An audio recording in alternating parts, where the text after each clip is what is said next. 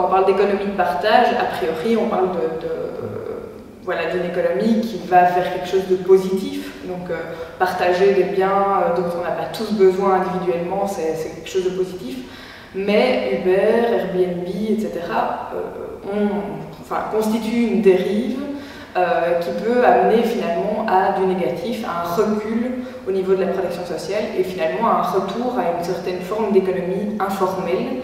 Aujourd'hui, dans un mouvement général qu'on observe au niveau international pour améliorer le système de protection sociale au Sud, c'est assez paradoxal de constater qu'au Nord, on est en train de complètement virer vers une économie qui revient à l'informel, à la non-protection, etc. Les travailleurs qui travaillent pour Uber ne cotisent pas, donc ils ne cotisent pas pour leur pension, ils ne cotisent pas non plus pour l'assurance maladie, etc. Donc ils ne vont pas être couverts.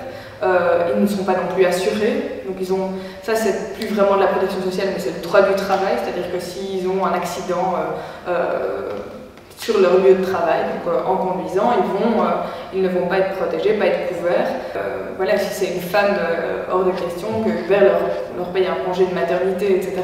De même pour les utilisateurs qui véhiculent, si jamais l'utilisateur aussi endommage leur outil de travail, qu'est-ce qui va... Voilà, il y a plein de questions qu'Uber ne traite pas et que finalement ce seront les chauffeurs eux-mêmes qui vont devoir assumer tous ces coûts. Et c'est vrai que Uber, ce sont des chauffeurs qui souvent font ça en à côté. Donc c'est aussi quelque chose qui est particulier de l'économie informelle, c'est que ce sont des personnes vulnérables, précarisées, qui n'ont pas un salaire décent à côté de ça, ou qui n'ont pas de salaire du tout, qui vont alors prendre cette formule-là comme étant plus avantageuse que rien du tout. Donc l'économie informelle, elle va attirer des gens qui finalement n'ont pas un salaire suffisant. Moi, ce qui me surprend plus, c'est l'inaction du politique sur la question.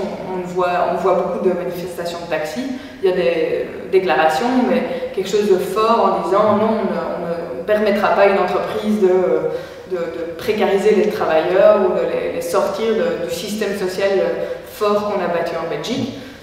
Ça, on n'entend pas.